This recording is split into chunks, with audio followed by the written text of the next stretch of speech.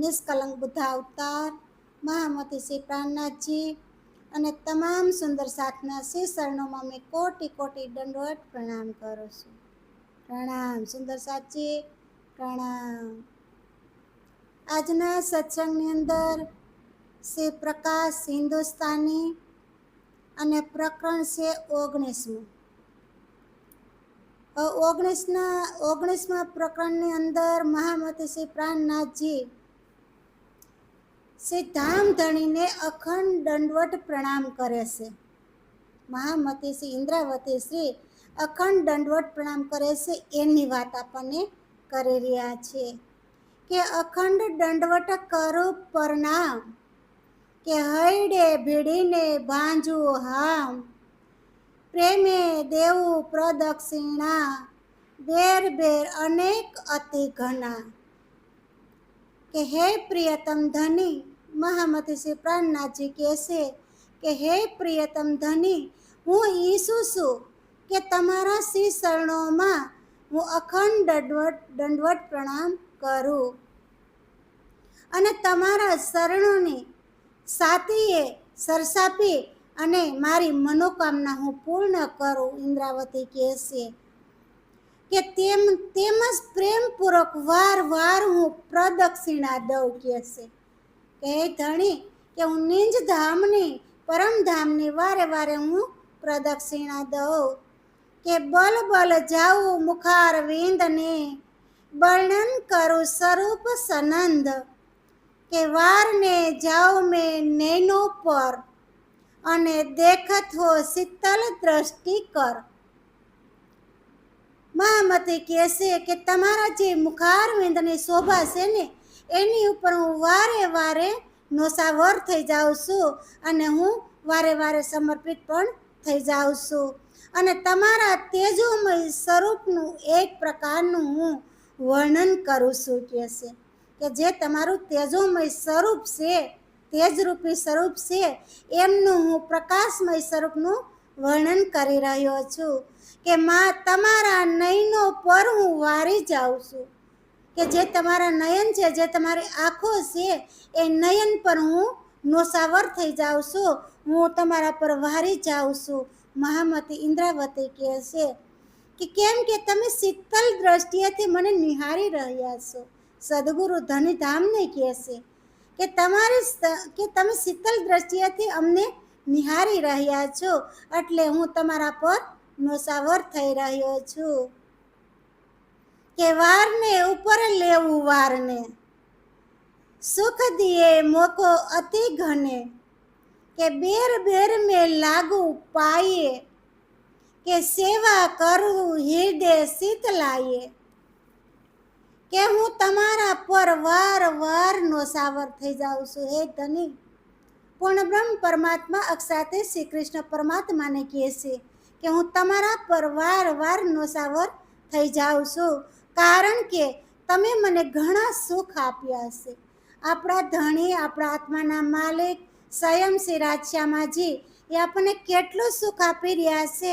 હે સુંદર સાજી, એમનું વર્ણન આપણને પ્રાણનાથજી કહેશે કે તમારા ઘણા તમે મને સુખ આપ્યા છે કે હું વાર વાર તમારા શરણોમાં પ્રણામ કરું છું. કહેશે કે હું વારે વારે તમારા શરણોની અંદર પ્રણામ કરી રહ્યો છું અને સિદ્ધથી સમર્પિત થઈ અને હૃદયથી પ્રેમપૂર્વક હું તમારી સેવા કરી રહ્યો છું. કહેશે કે વાર ફેર ડાલો મેરી દેહ.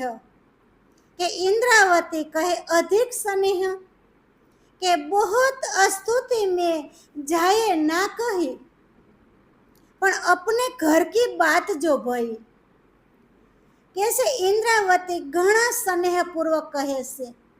પોતાનો જે સ્નેહ છે, જેનો સ્વભાવ છે, એમની આત્મા દ્વારા પોતે કહેશે કે હે ધની, હું મારા દેહને તમારા પર નોસાવર કરી દઉં છું.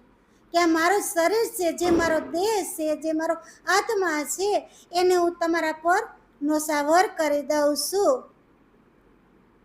અને બહુ અસ્તુતિ પણ મેં કરી જ નથી. કહેશે બહુ અસ્તુતિ પણ મેં તમારી નથી ધની કરી. કહેશે કારણ કે આ તો મારા પોતાના ઘરની વાત છે એટલા માટે કહું છું. મહામતી કહેશે कि अपनी बड़ाई आप मुख हो, कि ताको मूर्ख कहे सब कोए, पर जैसी बात तैसा वर्णन, करसी विचार सतुर अति घन। કે સર્વસ્ય પોતાની પ્રશંસા કરનારા જે લોકો મુખે કહે છે ને, પોતે પોતાની જે પ્રશંસા કહે છે ને કે એના મુખેથી કહે છે, પરંતુ જેવી વાત છે ને એવું જ હું કહું છું કે છે મહામતી કહે છે. કારણ કે સર્વસ્ય જે પોતાની પ્રશંસા છે કરનાર લોકો પોતાના મુખેથી જ વાત કરતા હોય છે, પણ હું જે કાંઈ કહી રહ્યો છું, ઇન્દ્રાવતી કહે છે કે હું જે કાંઈ કહીશું ને એ તો આપણી પોતાની જ વાતો છે, આપણી વાત કરી, આપણા ઘરની વાત કરી રહ્યો છું, એવું જ વર્ણન હું કરું છું. આપણા ઘરની જે વાત છે ને એવું વર્ણન હું કરું છું, કારણ કે સમજદાર સુંદર સાથ આના પર ઊંડો વિચાર કરશે. જે સુંદર સાથ સમજતા હોય છે ને એ સમજદાર જે સુંદર સાથ હોય છે એ તો બહુ ઊંડાઈથી વિચાર કરતા હોય છે કે કરે છે. કે બસન ધને કે કહે પરવાન, કે પ્રગટ લીધા હોશે નિર્વાણ, કે 14 ભવન કા કહીએ સૂર, અને રાસ પ્રકાશ ઉદય હુઆ નૂર. મહામતી કહે છે કે સદગુરુ ધનીના સ્પષ્ટ વચન છે, કે આ સદગુરુ ધનીના સ્પષ્ટ વચન છે કે આ જાગણી લીલા અવશ્ય પ્રગટ થશે. કે જે જાગણીનું કાર્ય ચાલી રહ્યું છે એ જાગણી લીલા કે છે અવશ્ય પ્રગટ થશે. અને એમ જ થયું કે છે એ જાગણી લીલા, કારણ કે સુંદર સાથ છે આખા સંસારની અંદર આ જાગણી લીલા પ્રગટ થઈ ગઈ છે, એટલે કે છે આ જાગણી લીલા પ્રગટ થઈ છે. આ એવું જ કાર્ય થઈ રહ્યું છે અને થયું છે કે 14 લોકના અંધકારને દૂર કરવા માટે સૂર્ય જેવા રાસ અને પ્રકાશ ઉદય થઈ ગયો છે કે છે કે આ 14 લોકની અંધકાર મિટાવવા માટે, 14 લોકની અંદર અંધકારમય છે એ અંધકારને કે માયારૂપી અંધકાર, જે 14 લોકની અંદર જે માયા વિસ્તાર છે, જે અંધકારમય છે એને દૂર કરવા માટે કે છે રાસ અને પ્રકાશ બંને ગ્રંથ એ ઉદય થઈ ગયો છે, સૂર્ય ઉગી ગયો છે કે છે. અને 14 ભુવન મેં જ્યોત ના સમાયે, એ નૂર કિનકા કિને પકડી ન જાય, કે શબ્દાતીત બ્રહ્માંડ કીએ પ્રકાશ, દેખી સાથ એહી ઉજાલ. કે છે તેની જે જ્યોતિ 14 લોકની જે પરમાત્માની જે જ્યોતિ છે એ 14 લોકમાં સમાતી જ નથી કે છે, કે પરમાત્માની જે જ્યોતિ સ્વરૂપ 14 લોકની અંદર સમાતી નથી, એના પ્રકાશના કિરણો કોઈ પણ પકડી શકતું નથી. જે જ્યોતિ છે એના પ્રકાશ છે, એના કિરણો છે એ પણ કોઈ પકડી શકતું નથી કે છે. અને તે તો શબ્દાતીત બ્રહ્માંડ છે કે છે, કારણ કે શબ્દ ભક્તિ છે, અને જો શબ્દ જો આપણને ઓળખાઈ જાય ને તો પછી 14 લોકની અંદર પ્રકાશ અંજવાળું થઈ જાય છે કે છે. એટલે કહે છે કે શબ્દાતીત બ્રહ્માંડ વ્રજ અને રાસ તો પણ આ પ્રકાશિત કરી દીધા છે, કે શબ્દાતીત જે બ્રહ્માંડ છે ને એ બ્રહ્માંડે વ્રજને અને રાસને બંને પ્રકાશિત કરી, ત્યાં તો નૂરમય બધું પ્રકાશ કરી દીધા કે છે. હવે તો આ પ્રકાશને સમર્થ સુંદર સાથ જોશે કે છે. એક વખત સુંદર સાથ જે આપણને પ્રકાશ થઈ જાય પછી તો આપણે જોવા લાગવાના જ છે, આપણે પછી પ્રકાશને જોવાના છે, કારણ કે આપણો ધણી આપણને વ્રજની લીલા સમજાવી દે, પછી રાસની લીલા સમજાવી દે, પછી તો પ્રકાશ થઈ જાય. કારણ કે રાસ છે, શરણ છે, પ્રકાશ છે, પિંડોરિયા છે, તો કે છે એ બંનેની અંદર જો પ્રકાશ થઈ જાય તો એ 14 લોકની અંદર પ્રકાશ છવાઈ જાય અને નૂરમય પ્રકાશ કહેવામાં આવ્યો છે. એટલે કહે છે કે આ પ્રકાશને સમૃદ્ધ સુંદર સાથ જોશે.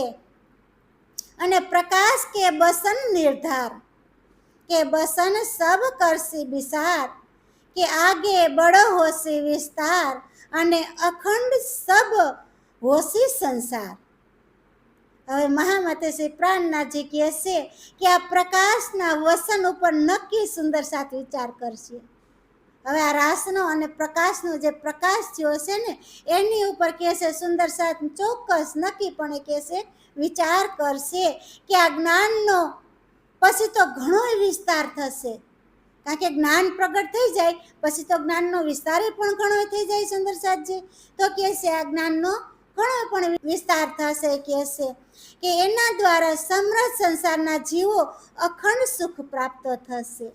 એમના દ્વારા કે આ પ્રકાશ થઈ જાય છે રાસનો, અને પ્રકાશનો જે પ્રકાશ થઈ જાય ને તો કે છે એના દ્વારા જે સમૃદ્ધ સંસારના જે જીવો છે ને એ જીવો પણ અખંડ થઈ જાય કે છે.